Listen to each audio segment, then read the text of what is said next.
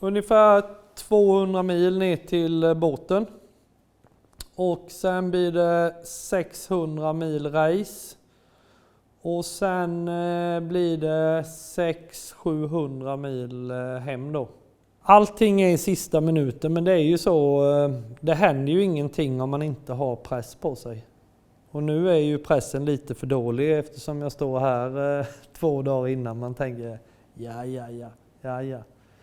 Men först var det ju nästan ett år kvar och sen helvete var det ju bara 2 månader och nu är det bara 2 dagar.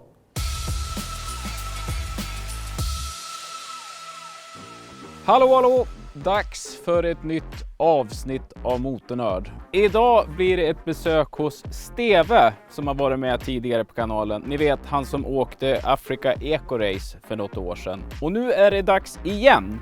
Den här gången ska han köra ner, tävla 500 mil och köra hem. En resa på 1500 mil. Och hoj kan han ju köra. Men planering är inte Steves grej. Går det för dig? Ja, vi får väl se. Det är ju ändå 2 dagar kvar till jag ska åka så att det är gott om tiden. Så jag behöver bara byta olja, byta kopplingsvätska, bromsvätska, få på packväskorna. Packa skulle man väl hinna göra med och sen testa ut lite vad man ska ha för kläder på sig. Men det hinner jag ju. Ja, men ska vi förklara då för tittarna vad du ska göra? Du ska åka Africa Eco Race. Många är ju så här, vad fan Dakar det är ju nu? Ja, Dakar är ett namn. Förr hette det Paris Dakar, gick från Paris och målgång i Dakar. Olika sträckningar och grejer och de flyttade starten och de flyttade målgång och lite sånt där. Men det hette Dakar hela tiden och sen blev det väldigt oroligt där nere i de afrikanska länderna där så att då fick de ställa in rallyt för de kidnappade folk och hojar och bilar och till slut så mördade de en person med. Så då fick de ställa in att sen flyttade de det till Sydamerika. Så då körde de ett gäng år i Sydamerika, i Argentina och Chile och runt om i de här länderna. Och sen för ett par år sedan nu här, om det är 5:e året eller någonting, de kör nu då i Saudiarabien. Så det heter Dakar fast det går i Saudiarabien. Så det gör. Men under tiden då de flyttade till Sydamerika så startade de upp igen då det gamla klassiska racet då till Dakar. Fast då startade det i Monaco och så gick till Dakar då, men det här gamla klassiska då. Så att det är 2 olika rallyn med 2 olika organisatörer som går på 2 olika ställen. Bara att det ena heter Dakar men går i Saudiarabien. Det andra heter Africa Eco Race som jag ska köra men det går till Dakar. Det är lite invecklat men det funkar på samma sätt. Det som heter Dakar är dock ännu dyrare än det här som heter Africa Eco Race. Det här kan man ju komma undan med mina uträkningar som inte brukar gå så bra, så kanske ja men typ anmälningsavgift och sådana här grejer. Och anmälningsavgiften är på 150 000 om man betalar in tidigt. Sen ska du ha då den här säkerhetssystemet och sen ska du ha den här plattan då med rodboken och det på. Då kostar det 20 000. Sen gjorde de lite fiffigt i år så att då måste du köpa bensin utav organisationen. Så då är det 15 000 där. Och sen är det ju massa andra grejer och när man väl kommer ner där så ska de ha alla kontanter man har. För varför vet jag inte men de brukar ju ta det i alla fall. Så det landar väl strax under 200 000 ungefär för bara själva racet. Jag tror det var 120 hojar i år så att det har ju ökat. Det var 70 sist jag körde. Det är väl rekord nästan tror jag. Det är ju samma hoj som jag körde på sist. En KTM 450 Rally Replica. Den är specialbyggd. Precis som den är. Den är helt original fast med ton och allting sånt. Men det är helt original på de här hojarna. Och är byggda då i ungefär 70 exemplar varje år byggs det utav den här hojen. Som är just till de här rallyna då. Så att allting är helt original på, bara att allting är special och svindyrt då. Som den här plastbiten här då. Den kostar 3000.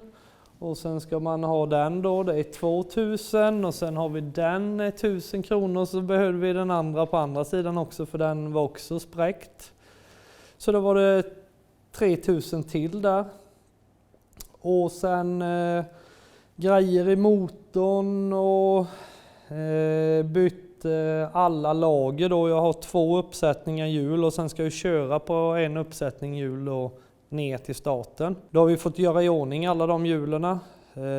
Däck på alla de här då som Däckcenter har slängt på då. Så det är ju 17 500 i bara däck.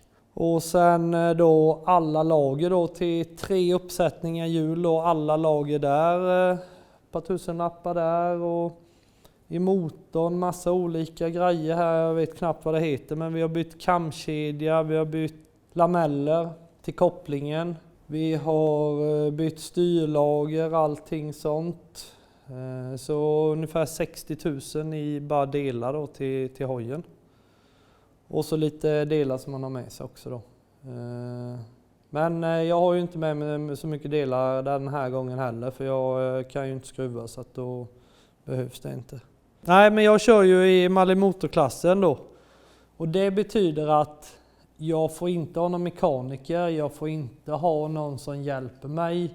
Utan jag får ju ha 2 plåtlådor. Där i ska jag ha verktyg, mat, sovgrejer, tält, sovsäck, liggunderlag, allting sånt. Och så ligger man ju i tält då hela tiden. Det är ju 13 dagar racet, 12 racedagar och sen är det en så kallad vilodag på mitten. Det handlar om att bara serva, fixa, få i ordning, försöka vila, sova lite, äta lite mer än vanligt till vecka 2 då. Vi är ju 2 svenskar, så det är jag och Berglund och sen är det 3 stycken norrmän och tillsammans så har vi ju, så vi kan nästan plocka ihop en hel till sån här hoj, för de andra är ju smarta också och kör såna här gamla hojar. Så då blir det bra. Och Berglund har ju alltid med sig grejer, vet du. Han har ju med sig en extra motor och det, så att den kan jag ju ta av honom. Om det skulle vara så. Jesper som skruvar åt mig, han gör ju allting skitfort. Han skruvar ju sönder hela motorn under tiden jag byter någonting litet på hojen. Och sen slutar det ju med att han får göra om det sen en dag, för jag har gjort ett fel. Vi har ju kört igång motorn här. Så nu kollar jag egentligen bara så vi inte har några konstigheter. Om det är några spån eller någonting i oljan, men det ser fint ut alltihopa. Men hur såg den ut på insidan då när du rev isär den? Den var kanonfin. Alltså cylindern, du har ju de här honingsreperna då i cylindern. De är alltså precis som det kommer från fabriken. Och även då coatningen på kolven då, det här svarta legeringen och allting sånt är ju jättefint. Vi bytte ju kolvringar förra gången jag körde då. För att kolven, den är så dyr, det byter man ju annars då om man vill vara på säkra sidan, så där man är rädd för att de ska spricka eller någonting. Men den kostar ju 22 000 kolven. Så att vi bytte bara kolvringar och de kostar 3 800 bara kolvringarna. Och de var liksom, alltså du kunde ju skära bort nagel på kolvringarna och liksom sylvassa, allt är inom späck, allting liksom. Det är ju Rumäniens toppåkare som har vunnit Malimoto då i Dakar, har ju haft den här hojen innan. Så han har ju kört 2 Dakar-rallyn på den här, och så har den ju med mig då har ju gått ett Africa Eco-race plus träningar och sånt där. Så att den har ju varit med om en hel del den här hojen, men fortfarande alltså helt suverän alltså. Så jag hoppas verkligen att den ska klara av en runda till. Men du, pengamässigt då Steve, för det här är ju liksom, det här är ju jättedyrt. Ja, det är ju tur att man inte kan räkna. För att då hade man ju inte kunnat köra det här rallyt. För då hade man ju räknat ut att med det man tjänar så går det ju absolut inte att genomföra då. Om man inte tar ett stort lån eller som sagt var då som sist då att man sparade i 3 år. Men nu på vinst och förlust så anmälde jag mig och då fick jag bara en reservplats då om någon hoppade av. Och sen gick ju tiden ytterligare. Och sen när jag fick reda på det, då var det ju liksom bara oj. Men det här går ju inte. Så första betalningen skulle ju vara där i augusti eller någonting kanske. Och då hade jag 20 000 på kontot. Och första betalningen var på 65. Så då räknade jag ut att det går ju inte. Utan då får vi skita i det, då får vi satsa på nästa år. Men då var det mina andra YouTube-kompisar, Brappen Kamp och Thomas Hansen och Off She Goes och Robert Baldinger och Seymour och Backroads och alla de här Moskva Motor och de som också håller på är YouTuber och allting sånt här. De hörde av sig liksom 3 dagar innan bara, vi ska vara med och sponsra. Så de skickade in en summa där så då bara, yes, fan det går. Så då fick jag starta ett företag och det var väl kanske inte det sämsta att göra det utan företag som vill sponsra och det och jag hjälper med reklam och såna här grejer och filmer och sånt. Det kommer fram en gammal endurogubbe och bara säger det att du vet inte vem jag är men jag vet vem du är. Jag ska sponsra dig till Eco-race och sen bara gör han det. Så det blir bra med företag med för då kan man ju köra på och bli lättare för alla då. Men jag har sett att det finns ju folk som samlar in pengar till dig. Ja, men vad fan, det är klart. Det är klart man sponsrar Steve med en logga för fan. Hoppas det kommer gå bra för det.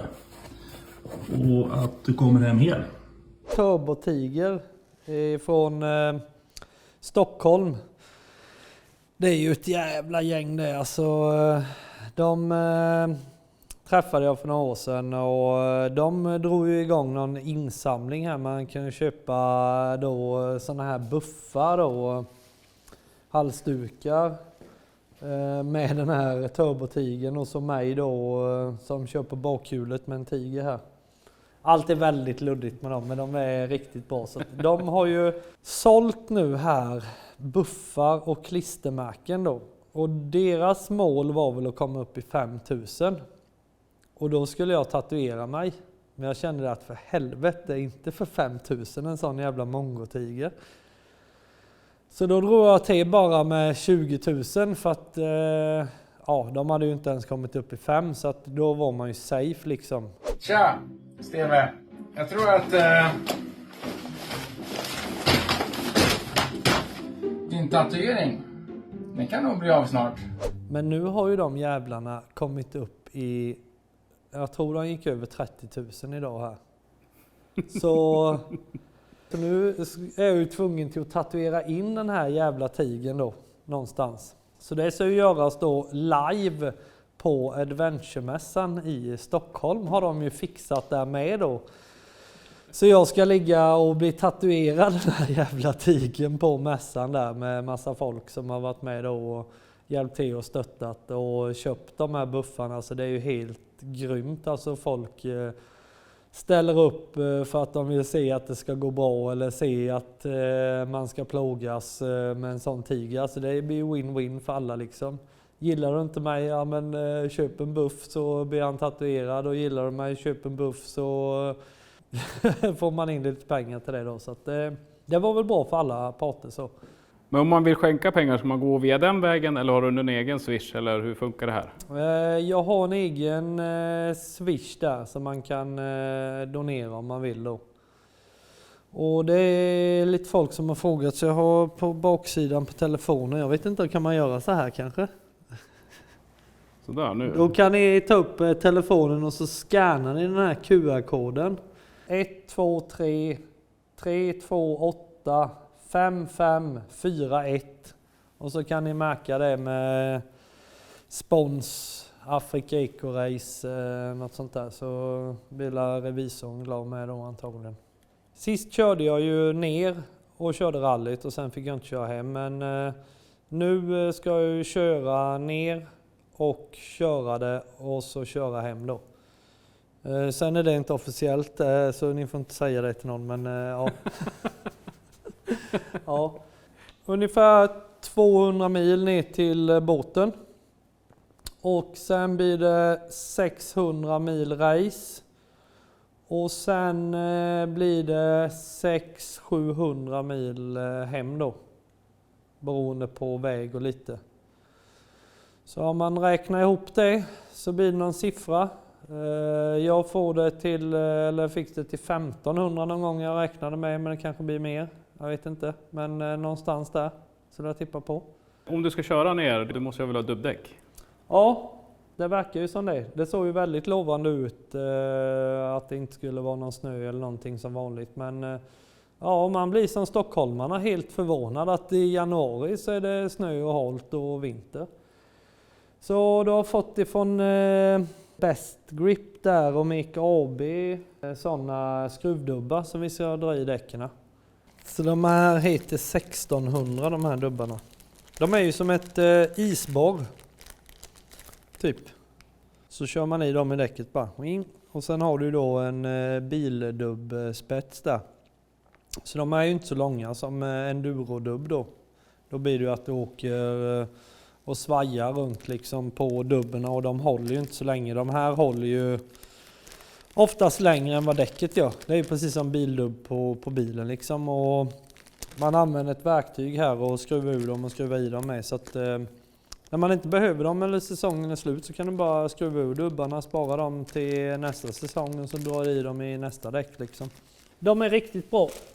Och det är ju också med att det är så, den här själva isbargrejen är så stor så då blir det inte många som har bara som en skruv. Det trycker ju dem igenom däcket sen. Men de här, de håller sig, jag har kört med dem i 3 år eller någonting. På olika däck fram och tillbaka runt om i Europa så, och de funkar riktigt bra.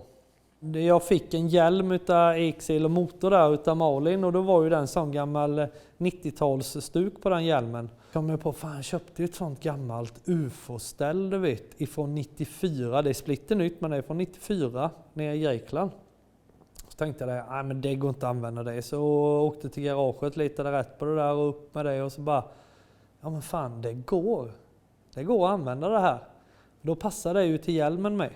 Ja, men då var det ju inga fickor du vet, så man kan ha mobil och cigg och det vet du. Så då fick jag åka till Bexell där. Hon är ju sån typ NASA-ingenjör fast på symaskin då. Så då sydde hon ju in du vet, mobilficka, ciggficka, allting sånt vet du. Så nu är man ju fullkittad på det och sen sydde jag även dit en stor ficka på ryggen så att jag har en sån värmelager då inne i den här jackan som jag kan ta av mig och armarna och allting och stoppa i den här fickan på ryggen då. Så nu är det ju istället fullt Dakar-kittat liksom. Och sen i och med att jag hade de kläderna då blev det ju också att ballade ur här med grafiken då. Så då blir ju allting det också sån här 90-tals-vibe och mycket färger och former och allting sånt där. Så det är ju Obic där, en kompis som har det som hittar på massa grejer och det blir också färdigt typ för några dagar sedan. Enligt ChatGPT så ska den här färgkombinationen vara mest kameravänligt och synas bäst i öken då och fastna bra på film. Så därav var det bytt den här kombon också då. Det hoppas vi på. Nu står vi här och luftar lite till kopplingen här. Så gör man så här så man snättar för då får man ur luften och så kommer det upp massa sån här skit blir utav vibrationerna och sånt som luftfickor som det har satt sig. Helvete vad sketiga var oljan alltså. Jag får bli och byta igen. De här tornen som man köper nu till hojar och sånt, när man bygger rallyhojar själv då ifrån en 450 endurohoj eller sådär då. Det här sitter ju original ifrån fabriken. Och det är helt i kolfiber.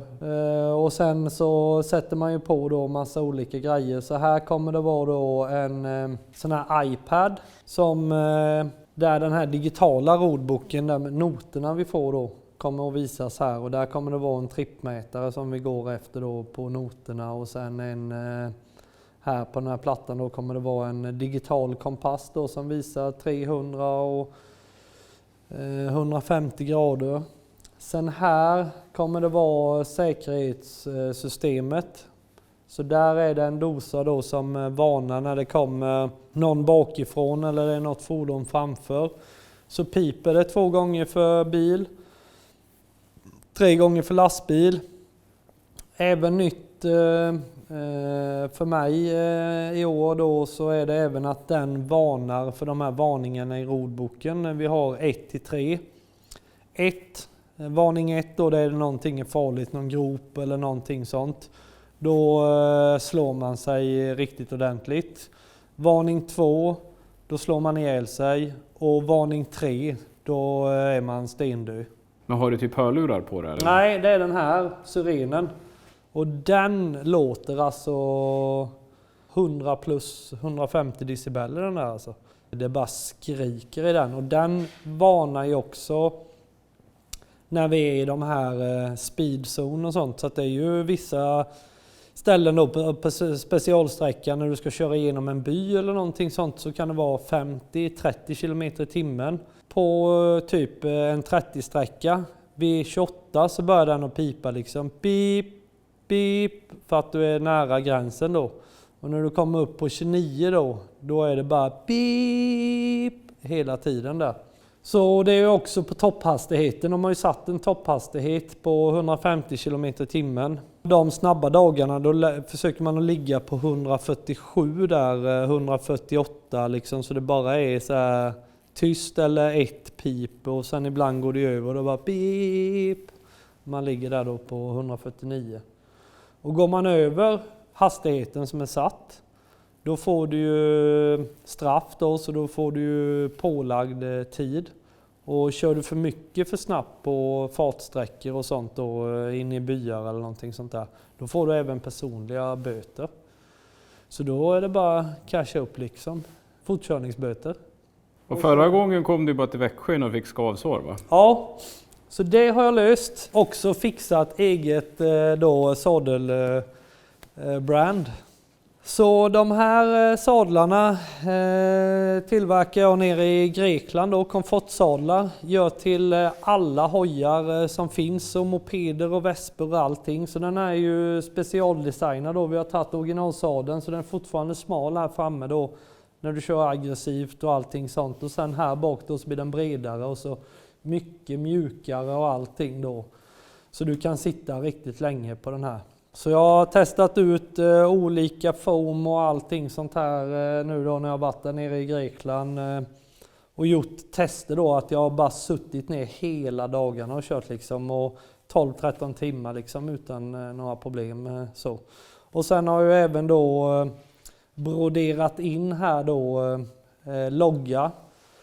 Så man ser var man ska sätta fötterna då när man ska stå på bakhjulet och på sadeln då och köra. För att ja, men när det är situation så kan det bli lite förvirrat. Var ska jag ha fötterna? Då är allting solklart liksom. Bara här ska de vara. Hoppa upp, bara.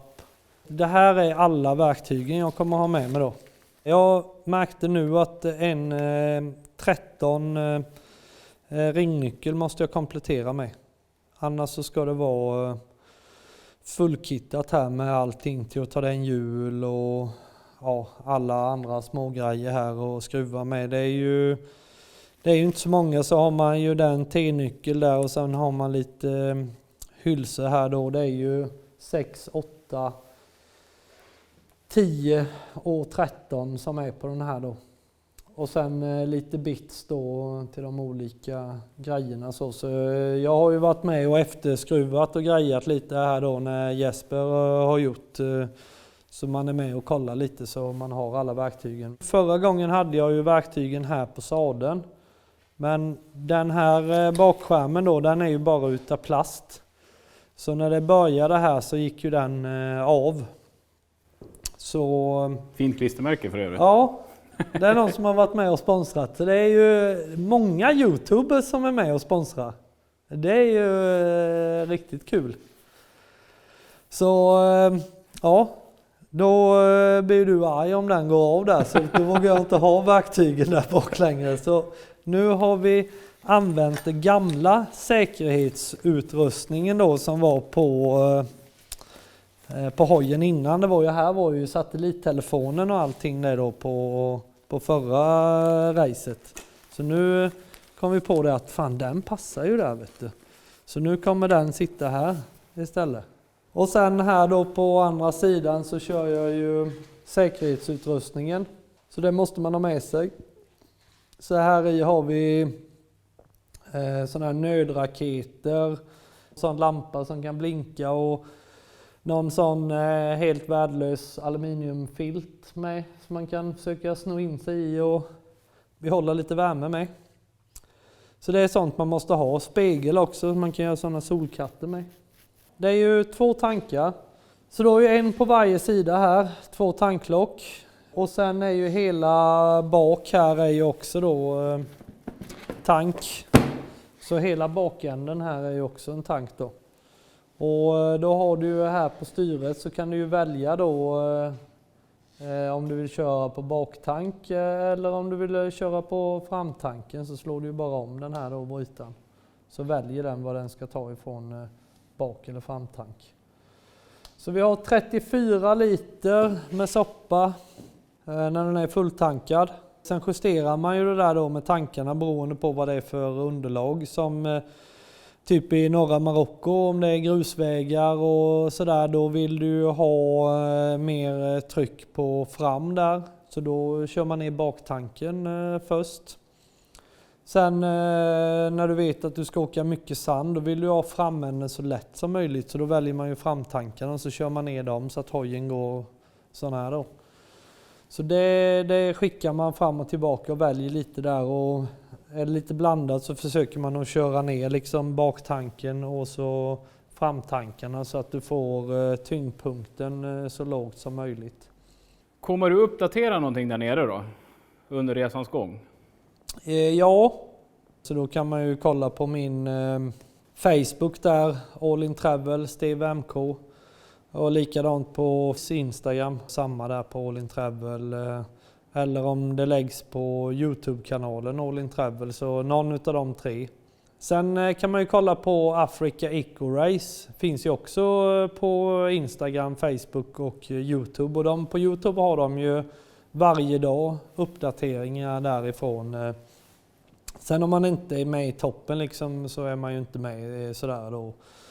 Och syns, men någonstans där. Men där i alla fall får man ju lite från racet och det är också såna här sidor då där man kan följa live också då hur det går hela tiden och se vad jag är och vad jag kör och allting sånt. Så att det är Africa Eco Race och All In Travel är väl det bästa då att följa för att få alla uppdateringar.